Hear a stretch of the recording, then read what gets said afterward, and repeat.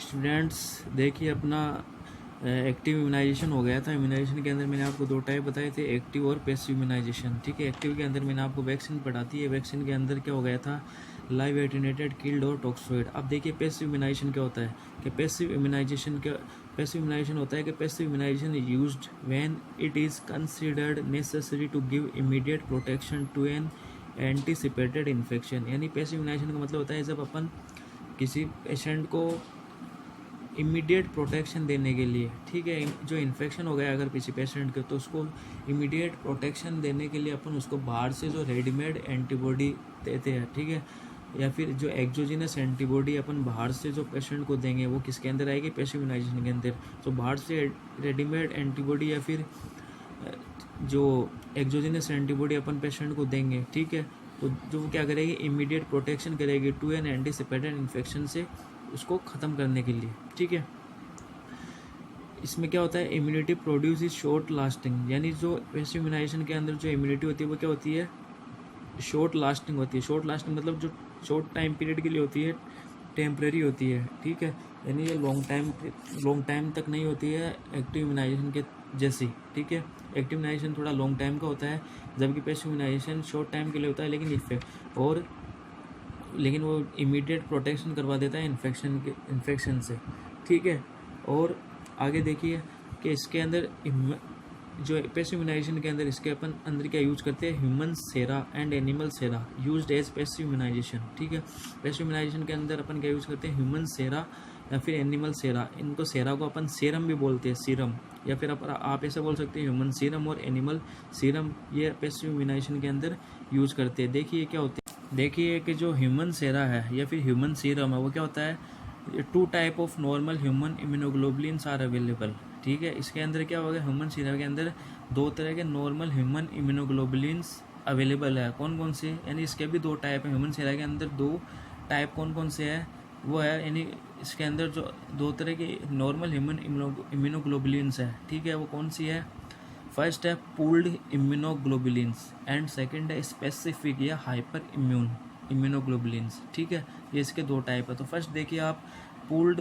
Immunoglobulins, यानी जो human सेरा का जो फर्स्ट टाइप है पूल्ड इम्यूनोग्लोबुलिन्स, क्या होता है कि it is a prepared from pooled normal human serum. ठीक है, ये किससे प्रिपेयर्ड होता है कि नॉर्मल जो ह्यूमन सीरम अपना, ठीक है, यानी ब्लड से अपन क्या लेंगे, ब्लड पेशेंट का जो ब्लड लेंगे, ब्लड से अपन क्या करेंगे, उस सीरम को अलग कर लेंगे। ठीक है, normal human serum containing high level of appropriate antibody, जो क्या कंटेन करके रखता है, high level of appropriate antibody, जिसके अंदर उस सीरम के अंदर क्या होती है, एंटीबॉडीज प्रेजेंट होती है। ठीक है, अपन इसमें कलेक्ट कर लेंगे। ठीक है, ह्यूमन नॉर्मल इम्यूनोग्लोबुलिन्स, ठीक है, ये क्या होती है, ह्यूमन नॉर्मल इम्यूनोग्लोबुलिन्स होती है ये। ठीक है, human normal immunoglobulins is used for short term prophylaxis of hepatitis A, ठीक है, and measles after contact with A case. यानी जो ये पूल्ड इम्यूनोग्लोबुलिन्स है, ठीक है, ये अपन किसके लिए यूज़ करते हैं, अपन हेपेटाइटिस ए और मीजल्स के लिए। ठीक है, ये शॉर्ट टाइम के लिए होती है। ठीक है, क्योंकि मैंने आपको बताया था पैसिव होता है, वो शॉर्ट टाइम के लिए होता है, वो इमीडिएट प्रोटेक्शन के लिए काम करता है। जो ह्यूमन नॉर्मल इम्यूनोग्लोबुलिन्स है, यानी जो पूल्ड इम्यूनोग्लोबुलिन्स है, ये क्या है, शॉर्ट टर्म प्रोफाइलेक्सिस यानी प्रिवेंशन के लिए, किसके लिए, हेपेटाइटिस और मीजल्स के लिए हेल्प करती है। समझ गए, पूल्ड इम्यूनोग्लोबुलिन, ये जो पूल्ड इम्यूनोग्लोबुलिन्स है वो किससे प्रिपेयर्ड की जाती है, नॉर्मल ह्यूमन सीरम से, क्योंकि उसके अंदर क्या होती है, high level of antibodies present होती है, और ये ह्यूमन नॉर्मल इम्यूनोग्लोबुलिन्स है। ठीक है, ह्यूमन सीरम है, ये क्या कंटेन करके रखती है, इम्यूनोग्लोबुलिन्स एंटीबॉडीज कंटेन करके रखती है, जो क्या होती है, किसके लिए, प्रिवेंशन के लिए होती है, हेपेटाइटिस ए और मीजल्स के लिए। अब सेकंड देखिए, स्पेसिफिक या हाइपर इम्यून इम्यूनोग्लोबुलिन्स। स्पेसिफिक और हाइपर इम्यून इम्यूनोग्लोबुलिन्स कौन सी होती है, it is a prepared from sera of patient who are recovering from infection, convalescent sera. ठीक है, यानी ये किससे प्रिपेयर्ड होगी, सेरा ऑफ पेशेंट, जो पेशेंट के सीरम से, who are recovering from infection, यानी जो इन्फेक्शन से रिकवर हो चुका है, जिसको अपन क्या बोलते हैं, कन्वल्सेंट सेरा। मैंने आपको ये पहले बताया था, कन्वल्सेंट सेरा और कन्वल्सेंट पेशेंट कौन सा होता है, जिसके अंदर कोई इन्फेक्शन हुआ है, कोई डिजीज़ हुआ है, जिससे वो रिकवर हो चुका है। अब अपन क्या कर लेंगे, उस रिकवर हुए पेशेंट में से सीरम कलेक्ट कर लेंगे और उसकी एंटीबॉडीज़ है वो दूसरे पेशेंट के अंदर इंट्रोड्यूस कर देंगे। जैसे कि कोरोना का इलाज यही तो हो रहा है ना, कोविड-19 के जो पेशेंट थे वो ठीक हो चुके हैं, उनसे अपन क्या ले रहे हैं, उनका सीरम ले रहे हैं, तो उनके अंदर जो एंटीबॉडी बनी थी वो दूसरे पेशेंट के अंदर क्या कर रहे हैं, ट्रांसफ़र कर रहे हैं। तो वो कौन से पेशेंट है, कन्वल्सेंट पेशेंट है, और वो जो सीरम यूज़ कर रहे हैं वो कौन सा हो गया, कन्वल्सेंट सीरा। ठीक है, ये क्या होता है, स्पेसिफिक होता है ये। और ठीक है, और किससे हो सकता है, और from person who have been actively immunized against a specific infection. ठीक है, या फिर यानी या तो अपन कन्वल्सेंट पेशेंट से ले लेंगे, या फिर जो पेशेंट है किसी जैसे चिकन पॉक्स है, ठीक है, या जो टिटनेस है, डिप्थीरिया है, इनको उस पेशेंट को पहले क्या किया जा चुका है, इम्यूनाइज किया जा चुका है, तो अपन उसका क्या ले लेंगे, ब्लड ले लेंगे, सीरम ले लेंगे। ठीक है, जैसे from person who have been actively immunized, यानी जो पहले इम्यूनाइज हो चुका है अगेंस्ट ए स्पेसिफिक इन्फेक्शन, जैसे कि उसके मेजल्स हो गया होगा पहले, ठीक है, या फिर उसके डिप्थीरिया हो चुका होगा पहले, ठीक है, या उसके चिकन पॉक्स हो चुका होगा, तो अपन क्या करेंगे, उससे क्या ले लेंगे, सीरम ले लेंगे। और जिस पेशेंट के ये जो डिजीज़ हुआ है, जैसे किसी दूसरे पेशेंट के हुआ है स्मॉल पॉक्स, चिकन पॉक्स, ठीक है, तो अपन वक्त क्या कर लेंगे, उस पर अंदर इंट्रोड्यूस करवा देंगे वो सीरम, तो वो जो मेजल्स है, डिप्थीरिया, वो ट्रीट हो जाएगा। ठीक है, जैसे specific immunoglobulins are available for passive immunization against, यानी स्पेसिफिक इम्यूनोग्लोबुलिन्स है वो कौन कौन से है, देखिए, वो है टिटनेस, उसके अंदर टिटनेस भी कौन सी है, ह्यूमन टिटनेस इम्यूनोग्लोबुलिन, जिसका क्या नाम है, STIG। ठीक है, ये टिटनेस इम्यूनोग्लोबुलिन भी के रूप में भी आती है, ठीक है, टॉक्सोइड के रूप में भी आती है। ठीक है, जो टिटनेस होती है वो कौन सी होती है, ह्यूमन टिटनेस इम्यूनोग्लोबुलिन, ये क्या होती है, स्पेसिफिक इम्यूनोग्लोबुलिन्स होती है। ठीक है, STIG। दूसरा देखिए हेपेटाइटिस बी इम्यूनोग्लोबुलिन HBIG। ठीक है, और तीसरा है रेबीज HRIG। ठीक है, HR यानी यानी ह्यूमन रेबीज इम्यूनोग्लोबुलिन। ठीक है, ह्यूमन रेबीज इम्यूनोग्लोबुलिन, तो ये इस फॉर्म के अंदर अवेलेबल होती है, ये स्पेसिफिक इम्यूनोग्लोबुलिन। ठीक है, टिटनेस, यानी अगर किसी पेशेंट को टिटनेस हो रखा है तो अपन ये टिटनेस इम्यूनोग्लोबुलिन है वो इंट्रोड्यूस करवा देंगे। किसी पेशेंट को हेपेटाइटिस बी है तो हेपेटाइटिस बी इम्यूनोग्लोबुलिन है वो इंट्रोड्यूस करवा देंगे। इसके किसी के रेबीज हो चुका है तो रेबीज के इम्यूनोग्लोबुलिन उसको यूज करवा देंगे। ये किससे बनी, ये जो पहले पेशेंट है, यानी जो कन्वल्सेंट पेशेंट है, कन्वल्सेंट पेशेंट के सीरम से बनी, या फिर जो पहले इम्यूनाइज हो चुके हैं, ठीक है, उनसे बन गई है ये। जैसे किसी पेशेंट के रेबीज़ हुआ था और रेबीज़ होने के बाद में वो ठीक हो गया, तो जो पेशेंट रेबीज़ से ठीक हुआ तो उसके अपन क्या ले लेंगे, सीरम ले लेंगे, और उसके एंटीबॉडी जो नया पेशेंट है जिसके ये रेबीज़ वाला केस है उसका अंदर इंट्रोड्यूस करवा देंगे। अब देखिए कि एडमिनिस्ट्रेशन ऑफ ह्यूमन सेरा, के ह्यूमन सेरा को अपन कैसे एडमिनिस्टर करते हैं। ठीक है, जैसे कि देखिए human sera are administered by intramuscular injection. ठीक है, इंट्रामस्कुलर इंजेक्शन से अपन उनको एडमिनिस्टर करवा सकते हैं।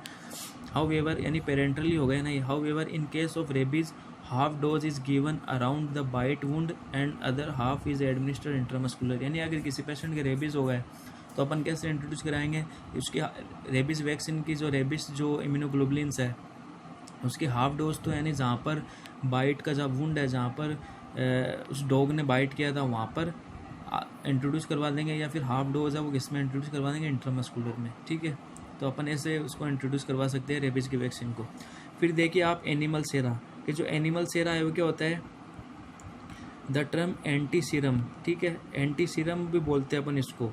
एनिमल सेरा को क्या होता है, ये टर्म क्या है, ये मैंने आपको, ये पहले आ गया आपके, ठीक है, आर्टिफिशियल पैसिव इम्यूनिटी के अंदर एंटी सीरम मैंने आपको बताया है।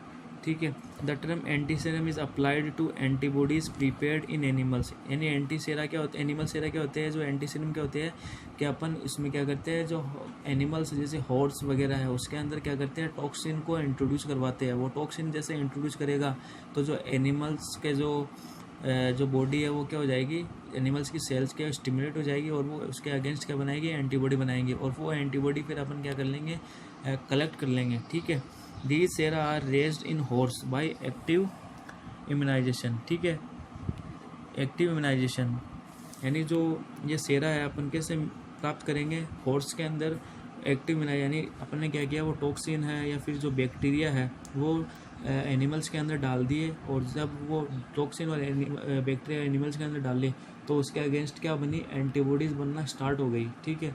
और एंटीबॉडीज़ अपन ने क्या कर लिया, फिर उस एनिमल से अपन ने कलेक्ट कर लिया, ठीक है। और वो एंटीबॉडीज़ फिर क्या करेंगे, अपन किसी पेशेंट के अंदर इंट्रोड्यूस करवा देंगे, ठीक है, एज ए सेरा के रूप में। तो वो फिर उस इन्फेक्शन को क्या कर देगा, ट्रीट कर देगा, ठीक है। उसको अपन क्या बोलते हैं, एनिमल सेरा, फिर एंटी सीरम भी बोलते हैं, ठीक है स्टूडेंट्स। तो ये और जो ये एनिमल सेरा है वो क्या होता है, ये स्पेसिफिक प्रोटेक्शन प्रोवाइड करवाता है, ठीक है, प्रोटेक्शन प्रोवाइड करवाता है इन्फेक्शन के लिए। और ये क्या होता है, शॉर्ट टाइम के लिए होता है, फ्यू वीक्स के लिए। इसमें क्या करते हैं, इम्यूनिटी प्रोवाइड करवाते हैं। जैसे पैसिव इम्यूनिटी का टाइप है, तो ये भी क्या करेगा, कुछ टाइम के लिए उसको इम्यूनिटी प्रोवाइड करवाएगा, ठीक है। फिर देखिए थर्ड टाइप क्या होता है, combined passive and active immunization, ठीक है। अब थर्ड टाइप होता है combined passive and active immunization. इसमें अपन पैसिव इम्यूनाइजेशन भी करते हैं और एक्टिव इम्यूनाइजेशन, दोनों क्या होते हैं, कंबाइंड के फॉर्म में होते हैं। जैसे in some disease like tetanus, diphtheria, rabies, ठीक है, like tetanus, diphtheria, rabies, passive immunisation is often undertaken in conjunction with, यानी जो पैसिव इम्यूनाइजेशन है वो किसके साथ में, कंजक्शन मतलब किसके साथ में, इनएक्टिवेटेड वैक्सीन। इनएक्टिवेटेड वैक्सीन क्या है, यहाँ पर एक्टिव इम्यूनाइजेशन है। ये इनएक्टिवेटेड वैक्सीन होती है ना, जो किल्ड वैक्सीन होती है, वो किसका टाइप है, एक्टिव का ही तो है। तो ये यहाँ पर क्या है, एक्टिव इम्यूनाइजेशन, यहाँ पर इसको आप एक्टिव इम्यूनाइजेशन समझ लीजिए, ठीक है। कि जो पैसिव इम्यूनाइजेशन है वो किसके साथ में, कंजक्शन यानी किसके साथ में दी जाएगी, एक्टिव इम्यूनाइजेशन के साथ में, जैसे इनएक्टिवेटेड वैक्सीन के साथ में। टू प्रोवाइड बोथ इमीडिएट, ठीक है, बट शॉर्ट लास्टिंग, ठीक है। यानी जो टू प्रोवाइड बोथ इमीडिएट, मतलब इमीडिएट कौन सी इम्यूनिटी प्रोवाइड करवाती है, पैसिव तो करवाती है, लेकिन ये क्या होती है, शॉर्ट लास्टिंग होती है पैसिव इम्यूनिटी, ठीक है। And slowly developing active immunity, और जो एक्टिव इम्यूनिटी होती है वो क्या होती है, स्लोली डेवलप होती है, ठीक है। Both injection should be administered at separate site, और जो इंजेक्शन है ये दोनों कहाँ पर एडमिनिस्टर करेंगे, सेपरेट साइट में, अलग अलग साइट में। यानी एक अगर आप एक इंजेक्शन है, यानी अगर आप पैसिव इम्यूनाइजेशन कर रहे हो, यानी पैसिव इम्यूनाइजेशन का आपने एक टिक्का लगा दिया ग्लूटियल मसल्स के, यानी अपने ग्लूटियल मसल यानी अपने कुल्ले के अंदर जो मसल्स होती है, ठीक है, वहाँ पर, और जो एक्टिव का लगा दिया अपन ने डेल्टोइड रीजन में, ठीक है। तो ये दोनों सेपरेट साइड पर लगेंगे, समझ गए। ये एक्टिव, कंबाइंड एक्टिव और पैसिव, यानी जो पैसिव इम्यूनाइजेशन होता है वो किसके साथ में दिया जाता है, एक्टिव इम्यूनाइजेशन के साथ में। यानी इनएक्टिवेटेड वैक्सीन कौन सी होगी, active immunization. To provide both immediate but short lasting passive immunity, ये कौन सी होगी, पैसिव इम्यूनिटी, इमीडिएट होती है लेकिन शॉर्ट लास्टिंग होती है। And slowly developing active immunity, और स्लोली डेवलपिंग एक्टिव इम्यूनिटी, यानी एक्टिव इम्यूनिटी क्या होती है, धीरे धीरे, क्योंकि अपन ने क्या किया, वैक्सीन इंट्रोड्यूस की, और वैक्सीन क्या करेगी, अपनी बॉडी को स्टिमुलेट करेगी, और स्टिमुलेट करेगी तो उसके अगेंस्ट क्या होगा, एंटीबॉडीज़ का प्रोडक्शन होगा, ठीक है। बोथ इंजेक्शन अपन क्या करेंगे, सेपरेट साइट के अंदर लगाएंगे, एक स्थान पे नहीं लगाएंगे, इसको अलग अलग स्थान पे लगाएंगे, अलग अलग साइड पे लगाएंगे इसमें। फिर एक और देख लीजिए आप, इंडिविजुअल इम्यूनाइजेशन, ठीक है, ये फोर्थ टाइप है। इंडिविजुअल इम्यूनाइजेशन क्या होता है कि vaccine offered under national immunization schedule are limited by economic consideration, ठीक है। यानी इसका मतलब होता है कि जो नेशनल इम्यूनाइजेशन शेड्यूल होता है ना अपना, ठीक है, नेशनल इम्यूनाइजेशन शेड्यूल, जिसके अंदर पूरे टीके का विवरण होता है, ठीक है, अपन कैसे किस टाइम टीके लगाना होता है, यानी उसके अंदर जो वैक्सीन होती है, ठीक है, ये उन वैक्सीन से अलग होती है इंडिविजुअल इम्यूनाइजेशन, ठीक है, इकोनॉमिक कंसिडरेशन की तुलना में। जैसे vaccine offered under national immunization schedule are limited by economic consider, क्योंकि ये क्या होती है, इकोनॉमिकली थोड़ी हाईली कॉस्ट की होती है ये, ठीक है। तो अपन इनको क्या करते हैं, इम्यूनाइजेशन शेड्यूल के अंदर इसलिए इंट्रोड्यूस नहीं करेंगे क्योंकि ये थोड़ी इकोनॉमिक कंसिडरेशन, अगर इकोनॉमिकली देखें तो ये क्या होती है, थोड़ी हाईली कॉस्ट की होती है, ठीक है।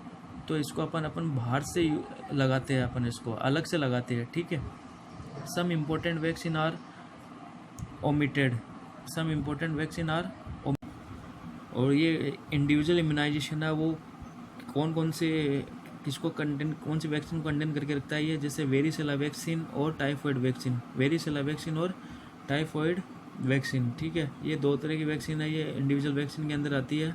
These may be supplemented by individual initiative, ठीक है, वेन एवर पॉसिबल, जो कि कब, जब इंडिविजुअल को ज़रूरत होती है ना, ये तब ही अपन इसको सप्लीमेंट के रूप में यूज़ करते हैं, ठीक है, जब भी पॉसिबल होता है, जब ज़रूरी होती है। जैसे इसके अंदर फर्स्ट है वेरिसेला वैक्सीन। ये जो वेरिसेला वैक्सीन होती है वो कौन सी होती है, कब देते हैं अपन? The vaccine is given at single subcutaneous dose. ये अपन देंगे सबक्यूटेनियसली देंगे इसको अपन, ठीक है। In children 9 months to 12 year of age. कब तक, कौन से बच्चे में देंगे? जो 9 मंथ से लेके 12 ईयर ऑफ एज तक अपन इसको दे सकते हैं, ठीक है। As 2 dose of an interval of at least 6 week, ठीक है। इन दोज ओल्डर, यानी कि अपन कब दे सकते हैं? इंटरवल के अंदर रूप में दे सकते हैं, यानी 6 वीक का इंटरवल होना चाहिए। 2 डोज देंगे इसके अपन। अगर मान लो आपने 9 मंथ या फिर 12 ईयर तक बोल रहा है ना, ये 12 साल, यानी मान लो आपने 5 साल की एज के ऊपर एक वैक्सीन लगाई, तो आपको सेकेंड डोज कब लगानी है? 6 वीक के बाद में, उसके 6 वीक के बाद में, यानी 1.5 महीने के बाद में लगानी है, ठीक है।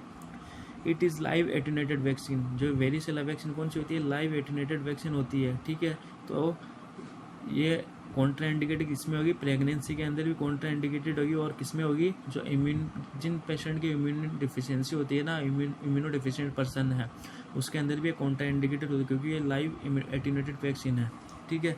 और सेकेंड होती है टाइफाइड वैक्सीन, ठीक है। टाइफाइड वैक्सीन कौन सी है? 2 रेसेंट टाइफाइड वैक्सीन, यानी जो रेसेंटली टाइफाइड वैक्सीन कौन सी है? The live oral gal E mutant vaccine and the injectable purified 6 polysaccharide vaccine, ठीक है। ये टाइफाइड की वैक्सीन के नाम है। ये ओरल फॉर्म वाली का क्या नाम है? GAL gal E mutant vaccine, and injectable का क्या नाम है? प्यूरिफाइड 6 पॉलीसेकेराइड वैक्सीन, ठीक है। ये इनके 2 नाम है। ये अपन इसके लिए रिकमेंड करते हैं टाइफाइड वैक्सीन के लिए, ठीक है। Are recommended for immunization of those 5 year old और अबव। ये कब देते हैं अपन, किसके लिए रिकमेंडेड होता है ये? कि जो 5 साल का बच्चा होता है उसके लिए, और उसके अबव यानी 5 साल के बच्चे और 5 साल के बच्चे के ऊपर की जो एज के बच्चे हैं, उनके अंदर अपन टाइफाइड वैक्सीन के यूज कर सकते हैं, ठीक है। जैसे समझ गए ना आप? ये होती है इंडिविजुअल वैक्सीन के अंदर वेरिसेला वैक्सीन और टाइफाइड वैक्सीन। जो वेरिसेला वैक्सीन है, जैसे वेरिसेला जो जोस्टर होता है ना, चिकन पॉक्स का जो एजेंट होता है वेरिसेला जोस्टर, ठीक है। तो उसके अंदर अपन ये वेरिसेला वैक्सीन यूज़ करते हैं। और टाइफाइड जो होता है वो टाइफाइड की वैक्सीन होती है। टाइफाइड के लिए जो वैक्सीन यूज़ करती है वो कौन सी होती है? लाइव और इंजेक्टेबल। ये आपको मार्केट के अंदर मिल जाएगी, लेकिन थोड़ी कॉस्टली होती है ये, ठीक है। तो ये इंडिविजुअल इम्यूनाइजेशन के अंदर इंक्लूड होते हैं, ठीक है स्टूडेंट्स। तो ये आप नोट्स इन वीडियो से ही प्रिपेयर कर लेना, ठीक है, ताकि आपको साथ साथ में समझ में आ जाए।